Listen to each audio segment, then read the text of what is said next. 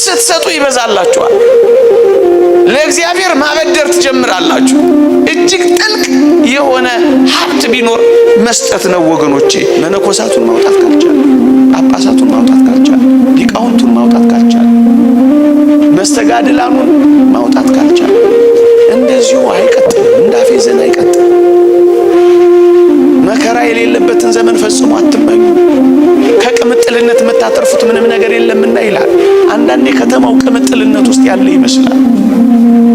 ገዳማት ተቸግረው ከተማው ደግሞ በቅምጥልነት ተሞልቶ መከራ እንዳመጣብን ልንነቃ ይገባናል። ከምንም ነገር እንኳን እንደሚሰጥ አያችሁ። አንዳንድ ሰው ሲሞላው ሲተርፈው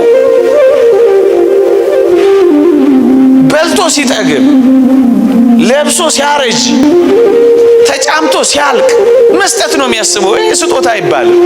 ይህ ስጦታ አይባልም። ጠግቦ ሊደፋው ሲል ይህ ስጦታ አይባልም። ከጉድለት መስጠት ነው እንደው የበለጠ ጥሩ። ሁለት አይን አለ ድሆችን እይበት፣ ሁለት ጆሮ አለ ድሆችን ስማበት፣ ሁለት እግር አለ ወደ ድሆች ሄደህ ጠይቅበት ይላል። ምንም ነገር ባይኖር እንኳን ጣር አለ አስጠልልበት ይላል። በጣም ብዙ ሀብት አለን ወገኖቼ። ምንም እንደሌለን እንዲሰማን አያስፈልግም ወገኖቼ። እጅግ ጥልቅ የሆነው ክርስትና መስጠት ነው ሲባል ምን ይመስላችኋል? እዩ፣ መስጠት የክፋትን ሁሉ ስር ቆርጦ ይጥላል ይላል ሊቁ ቅዱስ ዮሐንስ አፈወርቅ።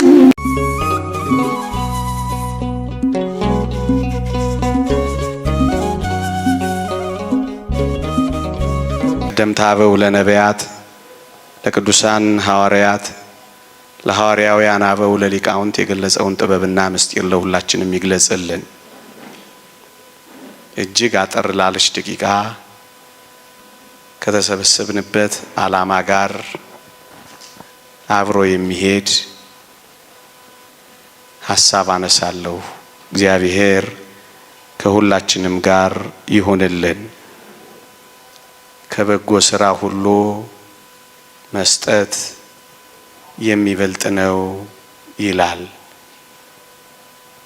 በዚህ በመልክዓ ኤዶም በተባለ መጽሐፋችን የተጠቀሰ ቃል ነው። ከበጎ ሥራ ሁሉ መስጠት የሚበልጥ ነው ይላል። ይህ የሆነው በቅዱሳት መጻሕፍት አጠቃላይ ትምህርትና እምነት እኛ የሰው ልጆች እንኳን የዳነው በስጦታ ስለሆነ ነው። ልዑል እግዚአብሔር የተወደደ ልጁን ውረድ፣ ተወለድ፣ ሞት፣ ተሰቀል ብሎ ስለኛ ስለሰጠው ነው። የባህሪ ልጁም አንዳች ለራሱ ሳይራራ ራሱን አሳልፎ ስለሰጠን ነው። እኛ እንኳን ሳንቀር የተወደዳችሁ ኦርቶዶክሳውያን የዳነው በስጦታ ነው። ደግሞ እግዚአብሔር ለኛ ያሳየውን ፍቅር በእውነት የገለጠው ከዚህ የሚበልጥ ስጦታ ምን አለው? ሁሉን ነገር ደግሞ እንዲያው እንዴት አይሰጠንም ይላል። እግዚአብሔር ምን ያልሰጠን ነገር አለ? ለዚህ ነው ከመስጠት የሚበልጥ ምን አለ የሚለው ወገኖቼ። እንዲህ ላሉ ጉባኤያት ይልቁንም ደግሞ ቤተክርስቲያንን ለሚያግዙ ከስጦታ የሚበልጥ ምንም ስራ የለም የሚለው ቃል ግሩም አድርጎ ይገልጸዋል ወገኖቼ። ምናልባት እግዚአብሔር ሀብት ከሰጠን፣ ምናልባት እግዚአብሔር በሀብት ጸጋ ከጎበኘን አንድ ነገር መርሳት የለብንም። እግዚአብሔር የሀብትን ጸጋ የሰጠን እንድንሰጥለት ነው፣ እንድናከፋፍልለት ነው። እንዳትረሱ ለሌሎች እንድናደርስለት ነው። የተሰጠን ሁሉ የኛ አይደለም። ጌታ ሆይ ለካ ስጦታን የሰጠኸኝ እንድሰጥልህ ነው እንድንለው ነው፣ እንድንሰጥ ነው የተሰጠን። ለዚህ ነው ከስጦታ የሚበልጥ ምንም በጎ ምግባር የለም ተብሎ የተገለጸው ወገኖቼ። ማር ይስሐቅ ለዚህ ነው በዝናብ የበቀለው በፀሐይ የበሰለው የእግዚአብሔር ገንዘብ ነው ብለህ በትህትና ስጠው የሚለው ለዚህ ነው። የተወደዳችሁ ኦርቶዶክሳውያን ትልልቅ ጸጋዎችን እንኳን በምድራችን ላይ ተመልከቷቸው። ፀሐይን እዩዋት፣ ጨረቃንም ተመልከቷት፣ ከዋክብትንም እዩዋቸው። የኛ አይደለም እንላቸው? በተለይ እንደ ክርስቲያን እግዚአብሔር የሰጠን ስጦታ እግዚአብሔር የሰጠን ጸጋ ካለ ይውላችሁ የኛ ነው የሚባሉት። የጋራችን እንዲሆን ነበር የተሰጡት። ጭራሽ እንድናከፋፍልለት ነበር እግዚአብሔር የሰጠን ወገኖቼ። እኛ በግል ለብዙዎች የሰጠውን ብቻችንን ወስደን ጨረስ ነው እንጂ የተወደዳችሁ ኦርቶዶክሳውያን እግዚአብሔር በሀብት ላይ ከሾመን የሁላችን እንዲሆን ነው የሰጠን። እንድናከፋፍልለት ነው የሰጠን። ከእርሱ የተቀበልነውን እንደምንሰጥ ነው ማመን ያለብን። ለዚህ ነው እንዳልተቀበለ ሰው የምትመካው አንተ ማን ነህ የሚለው ቅዱስ ጳውሎስ። የተሰጠን ነው እንድንሰጥ ነው የተሰጠን። አከፋፋዮች ነን ብለን ማመን መቻል አለብን። ስንሰጥ የእግዚአብሔር ቃል እንደሚናገረው ወገኖቼ ከሰጡ በኋላ አለመጸጸት፣ አለመቆጨት። እንደውም የእግዚአብሔር ቃል ምንድነው የሚለው? በሰጠኸው ጊዜ በልብህ አትጸጸት፣ ቅር እያለህ አትስጥ፣ ከሰጠህም በኋላ አትዘን፣ ብትሰጥ ደስ ይበልህ፣ አቤቱ ላንተ ምስጋና ይገባል ብለህ እግዚአብሔርን አመስግነው። ሰጠህ እንድሰጥ አድርገኸኛልና አመስግነው በለው። የምትሰጠው ባይኖርህም ደስ ይበልህ የሚለው ለዚህ ነው። እንድሰጥ አድርገኸኛልና አመሰግናለሁ። ስትሰጥ ደግሞ ሳትጸጸት ነው የምትሰጠው።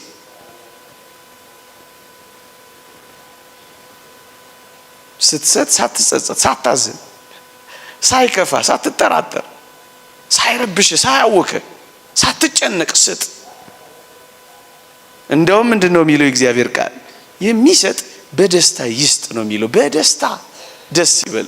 ሰጪ አድርገኸኛል፣ ተቀባይ አላደረከኝም፣ ሰጪ አድርገኸኛል፣ አመሰግናለሁ እያልክ ስጥ። እንደውም እንዲመለስልህ ሳትጠብቅ ስጥ ነው የሚለው የእግዚአብሔር ቃል። እንዲመለስልህ ሳትጠብቅ ለሚለምን ሁሉ ስጥ፣ ገንዘብህንም የሚወስድ እንዲመልስ አትጠይቀው ነው የሚለው።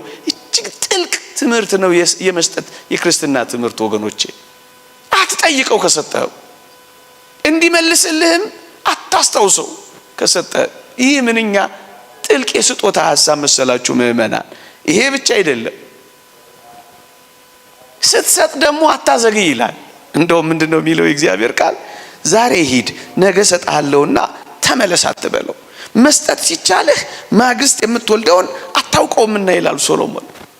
ዛሬ ሂድ ነገና ሰጣለሁ እያልክ አታጓጓው። ዛሬ መስጠት ሲቻልህ አታድክመው፣ አትዘግይ፣ አታመላልሰው፣ ደጅም አታስጠናው። ባቦ በስላሴ በሞቴ በሳንቃው ደረቴ እያለ እንዲለምንህም ዕዳ አትሁንበት ነው የሚለው መጽሐፍ ቅዱስ። ስለነዚህ ሐሳቦች እንዴት ጥልቅ ትምህርት አለው መሰላችሁ? በተለይ መጽሐፈ ሲራክ ምዕራፍ 17 ቁጥር 21 ምን ይላል? እሰጣለሁ ብለህ ስታስብ ነገ ሳልስት አደርገዋለሁ ብላ አትዘናጋ፣ እግዚአብሔር የምክንያት ነገር አይቀበልምና ይልላችኋል። ቀን ቀጥረህ እንዲህ አደርጋለሁ ብለህ ደጅ አስጠንተህ አታድርገው። ስጠው ነው የሚለው። ስጠው ስጠው ስጠው ነው የሚለው። በማንኛውም ሁኔታ ውስጥ እንኳን ቢሆን መስጠትን እንድንለማመድ ነው መጽሐፍ ቅዱስ የሚነግረን። በማንኛውም ሁኔታዎች ውስጥ የተወደዳችሁ ኦርቶዶክሳውያን፣ የቆሮንቶስ ምዕመናን ለቅዱስ ጳውሎስ ገንዘብ ያዋጡት ከስረው እያለ ነው። ስራቸው ከስሮ፣ ንግዳቸው ተበላሽቶ፣ መርከባቸው እየተሰበረ፣ መንገዳቸው እየተሰናከለ ባለበት ሁኔታ እንኳን ገንዘብ ከማዋጣት አላቋረጡ።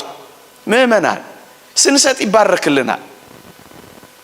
በክርስትና ጥልቅ ትምህርት ማካፈል ማባዛት ነው የሚሆነው። ቀንሳችሁ ስትሰጡ እጅግ ጥልቅ የሆነ መብዛትና መባረክ ነው የሚሆነው። የቀነሰና ያካፈለ ይደመርለታል። ያካፈለ ደግሞ ይባዛለታል። ለዚህ ነው በመጽሐፍ ቅዱስ እየነቀነቀ እየጠቀጠቀ በእቅፋችሁ ያስታቅፋችኋልና የሚለው። ለዚህ ነው ምእመናን አይዟችሁ አይቀንስባችሁ። ሲጀመር የባለቤቱ ነው። ማካፈል ስናስብ ደግሞ እጥፍ አድርጎ የሚያመጣ ነው። እንደ ማቴማቲክስ ሕግ፣ እንደ አራቱ መደብ ስሌት፣ እንደ ፓይታጎረስ ቴረም እና ፖስቱሌት እንዳይመስላችሁ። ስትሰጡ ይበዛላችኋል። ለእግዚአብሔር ማበደር ትጀምራላችሁ። እጅግ ጥልቅ የሆነ ሀብት ቢኖር መስጠት ነው ወገኖቼ። ለዚህ ነው ሳይዘገይ እንዲህ በምንም ሁኔታ ውስጥ ያችን ሴት አታስታውሷትም? በምኩራብ ጌታችን ያያት 2 ዲናሯን ወስዳ ስትሰጥ ጌታችን አይቷታል። ከምንም ነገር እንኳን እንደሚሰጥ አያችሁ። አንዳንድ ሰው ሲሞላው ሲተርፈው በልቶ ሲጠግብ ለብሶ ሲያረጅ ተጫምቶ ሲያልቅ መስጠት ነው የሚያስበው። ይሄ ስጦታ አይባልም። ይሄ ስጦታ አይባልም። ጠግቦ ሊደፋው ሲል ይሄ ስጦታ አይባልም። ከጉድለት መስጠት ነው እንደውም የበለጠ ጥሩ። እቺን ሴት አትመለከቷትም? ትዳሯን ሰጠች ብሎ እስኪያደንቃት ድረስ የደረሰችው ምንም ከሌላት ላይ ስለሰጠች ነው። እጅግ የሚጣፍጠው እኮ ክርስትና እኮ ይሄ ነው፣ ከሌለ ላይ መኖር። ለእግዚአብሔር ጥልቅ ፍቅር የሚገለጸው እንዲህ ባሉ ባዶዎች ጊዜ ለእግዚአብሔር የሚደረግ ታላቅ ስጦታ እኮ ነው። ምንም የላት። ለዚህ ነው የቤተ ክርስቲያናችን እኮ ጸሎትና መጻሕፍት አልሰማችኋቸው? የሚሰጡት ከሌላቸው ላይ ፈቃዳቸውን ተቀብለህ ይላሉ እኮ። ዛሬ የምትሰጡት እንኳን ባይኖር ፈቃዳችሁ ሆነው እንኳን እዚህ መጣችኋል ምእመናን። እግዚአብሔር ይሄን ፈቃዳችሁን እንኳን ይቀበለዋል። ለአባቶቻችን ለአገልግሎታቸው፣ ለተጋድሏቸው፣ ለርዕያቸው፣ ለተስፋቸው የምትሰጡት ምንም እንኳን ነገር ባይኖር ጸሎታችሁን፣ ፈቃዳችሁን፣ ልባችሁን፣ ምኞታችሁን መስጠት እንኳን እንዴት ያለ ታላቅ ስጦታ ነው ወገኖች። ለዚህ እኮ ነው ቅዱስ ዮሐንስ አፈወርቅ የምትሰጠው ምንም ነገር ባይኖርህ እንኳን 2 ዲናር አለ ይላል። እንደዚህ ሴትዮ ያለ 2 ዲናር እንኳን አለ ይላል። ምን 2 አይን አለ ድሆችን እይበት፣ 2 ጆሮ አለ ድሆችን ስማበት፣ 2 እግር አለ ወደ ድሆች ሄደህ ጠይቅበት ይላል። ምንም ነገር ባይኖርህ እንኳን ጣራ አለ አስጠልልበት ይላል። በጣም ብዙ ሀብት አለን ወገኖች። ምንም እንደሌለን እንዲሰማን አያስፈልግም ወገኖቼ። እጅግ ጥልቅ የሆነው ክርስትና መስጠት ነው ሲባል ምን ይመስላችኋል? እዩ፣ መስጠት የክፋትን ሁሉ ስር ቆርጦ ይጥላል ይላል ሊቁ ቅዱስ ዮሐንስ አፈወርቅ። ለምን መሰላችሁ? የሚሰጥ ሀብት መናቅን ይማራል። የሚሰጥና ሀብት መናቅን የተማረ ሰው ደግሞ የክፋትን ሁሉ ስር ቆርጦ ይጥላል። የሚሰጥ ሰው ከሌላው ላይ አይመኝም። የሌላውን ለመስረቅ አያቆበቁብም። ዝርፊያ የሚባል ህይወት ውስጥ የለውም ወገኖቼ። የሚሰጥ ሀብት መናቅን ይማራል። ለዚህ እኮ ነው በክርስትና መስጠትን ያስተማረን። ለምን መሰላችሁ? ይሄን ዓለም እየናቅን እኮ እንድንሄድ ነው። ተስገብጋቢዎች በሆነ ቁጥር ግን የዚህ ዓለም ገንዘብና ዝና ውስጥ ስለምንጣበቅ ወገኖቼ ሞትን፣ ድህነትን፣ ህመምን፣ ስቃይን እንፈራለን። አያችሁ፣ መስጠትን የሚያክል እጅግ ጽድቅን የምታለማምድ ምን ህይወት ያለች ይመስላችኋል ወገኖቼ? መስጠት፣ በመስጠት ውስጥ ያለ ጥልቅ ህይወት፣ የእግዚአብሔርን በረከት የማያጠፋ ህይወት ቢኖር መስጠት ነው ወገኖቼ። የተዳፈነ እሳት እንዳይጠፋ በረከት በሚሰጥ ሰው ህይወት ውስጥ አይጠፋም። የተዳፈነ እሳት አይጠፋም። የሚሰጥ ሰው በረከቱ መቼ አይጠፋም ወገኖቼ። እጅግ ጥልቅ በረከት የማታጠፋ ብትኖር እቺ ናት መስጠት። ጸሎትን ደግሞ የምታሳርግናት እኮ መስጠት። የእሳት ላንቃ ወደ ላይ መውጣት መከልከል እንዳይቻለው ለሚመጸውቱ ሰዎች ጸሎትን ወደ ላይ ከመውጣት መከልከል የሚቻለው የለም ይላል ማር ይስሐቅ። ጸሎታችሁ በጣም እንዲያርግ ቅድመ እግዚአብሔር እንዲደርስ ከፈለጋችሁ የተወደዳችሁ ክርስቲያኖች ስጡ። ለዚህ እኮ ነው ቆርኔሌዎስን አታስታውሱ? ጸሎትና ምጽዋት ቅድመ እግዚአብሔር አረገ እኮ ነው ያለው። ከጸሎት ጋር መስጠት አለው። አያችሁ ወገኖች፣ ስጡ ሁሉ ጊዜ በመስጠት እግዚአብሔር ሁሉ ጊዜ። አንዳንድ ጊዜ ዛሬም ነገም ለዚህ ገዳም ለዚህ አብነት ትምህርት ቤት ለዚህ ልንል እንችላለን። ክርስቶስ ሁሉ ጊዜ የሚሰጣችሁ አይደለምን? እግዚአብሔር ስጋውንና ደሙን ሁሉ ጊዜ በቤተ ክርስቲያን የሚያበላንና የሚያጠጣን አይደለምን? ሁሉ ጊዜ ልዩ የሆኑ ነፋሳት የሚነፍሱ አይደሉምን? ፀሐይን ሁሉ ጊዜ የሚያወጣ አይደለምን? ንፋስንስ ሁሉ ጊዜ የሚያነፍስ አይደለምን? ዝናብንስ አዝንቦ እክለ በረከቱን የሚያድል አይደለምን? እግዚአብሔር ሁሉ ጊዜ የሚያደርግልን ከሆነ ምእመናን እኛም ሁሉ ጊዜ ለእግዚአብሔር እንድናደርግ ነው የተጠራ ነው ወገኖቼ። በተለይ በዚህ ዘመን ወገኖቼ እጅግ ጥልቅ የሆነ ችግር ውስጥ እንደሆን እናውቃለን። በዚህ ህይወት ውስጥ ግን ያወቀበት እጅግ ጥልቅ በረከት ማፈሱ ግን አይቀሬ ነው። እጅግ ጥልቅ በረከት አለ። የመቄዶንያ ክርስቲያኖችን ላስታውሳችሁና ላብቃ። የድህነታቸው ጥልቅነት ይላል የልግስናቸውን ባለጠግነት አብዝቶታል ይላል። ደግሞ አለው የድህነታቸው ጥልቅነት የልግስናቸውን ባለጠግነት አብዝቶታል ይላል። በጣም ድሆች ናቸው፣ ግን ደግሞ በጣም ለጋሶች ናቸው ወገኖቼ። ድህነት መለገስን አይከለክልም። እንደው ብዙ መስገብገብ ነው መለገስን ስጦታ መስጠትን የሚነፍቀው። በዓለማችን ላይ በጣም ብዙ ሰጪዎች ድሆች ናቸው። ምናልባት እዚህ ጉባኤም ውስጥ ከብዙ ባለጠጎች ይልቅ በጣም ብዙ ድሆች ተገኝተው ሊሆን ይችላል። በጣም ሰጪዎች ህይወታቸውን እንኳን ሳይቀር የሚሰጡ እነሱ ናቸው። ጥቂት ደግሞ ይኖራሉ ለእግዚአብሔር የተገዙ ያደሩ፣ እግዚአብሔር የሰጠኝ እንድሰጠው ነው እንዳከፋፍልለት ነው ብለው ያስቡ ደግሞ የሚያምኑ ደግሞ ይኖራሉ ወገኖች። የመቄዶንያ ክርስቲያኖችን ተመልከቷቸው። ድህነት አለባቸው፣ መከራ እየወረደባቸው ነው። ሁሉ ጊዜ ግን ስራቸው መስጠት ነው። እንደውም ምን አድርገው ነበር የሚሰጡት መሰላችሁ? ቅዱስ ጳውሎስ እንደጻፈው ለዚህ ቸር ስራ ደግሞ ለመትረፍ እኛን ይለምኑን ነበር ይላል። ለምነው ነበር የሚሰጡት። ምእመናን እኛ ለእግዚአብሔር ቤትና በእውነት ለተቀደሰው አገልግሎት ለምነን ነው ልንሰጥ የሚያስፈልገው። ለምነን ምን እናድርግ ብለን አሁን እየተለመንን ያለ ነው። ይሄ መቅረት አለበት። ለምነን ማድረግ፣ ተፋጥነን ማድረግ፣ ሳንዘገይ ማድረግ፣ በልግስና ማድረግ፣ በደስታ ማድረግ፣ ሳንሰስት ማድረግ። የመቄዶንያ ክርስቲያኖች የድህነታቸው ጥልቅነት የልግስናቸውን ባለጠግነት አብዝቶታል የሚለው እኮ ለዚህ ነው። በጣም ድሆች ናቸው፣ ግን በጣም ለጋሶች ናቸው። በጣም ስጦታ ይሰጣሉ። እንደዚህ ነው ክርስትና መኖር ያለብን። ካለን ላይ ከፍለን እንድንሰጥ፣ ሁለት ካለን አንድ እንድንሰጥ። ይሄ ነው ስጦታ የሚባለው ወገኖቼ። ለዚህ ነው አሁን በመነሻዬ እንዳነሳሁላችሁ መልክዓ ኤዶም ከበጎ ስራ ሁሉ የሚበልጥ መስጠት፣ ከመስጠት የሚበልጥ ምንም ነገር የለም፣ መስጠት ነው የሚበልጠው ያለው ለዚህ ነው። የተሰበሰብነው ለማገዝ፣ በተለይ ቤተክርስቲያንን በዚህ ዘመን ለማገዝ፣ በዚህ ዘመን ለመርዳት፣ በዚህ ዘመን ለመታገል ነው የተሰበሰብነው ወገኖቼ። ክርስትና በጣም በሚደቆስበት በዚህ ዘመን፣ ገዳማት በጣም በሚቸገሩበት በዚህ ዘመን የቤተ ክርስቲያን ሁለት ጡቶች የአብነት ትምህርት ቤቶችንና ገዳማትን ካላገዘን እመኖኝ ኦርቶዶክሳዊነት መጥፋቱ አይቀርም። እንደ ተቀማጠለን አይቀርም። እንደ በላንና እንደ ጠጣን፣ እንደ ገባንና እንደወጣን አይቀርም። ይቀየራል። እነዚህን ሁለቱን ካልደገፍን የአብነት ትምህርት ቤቶች የእውቀት ምንጮች፣ ገዳማት የጸሎትና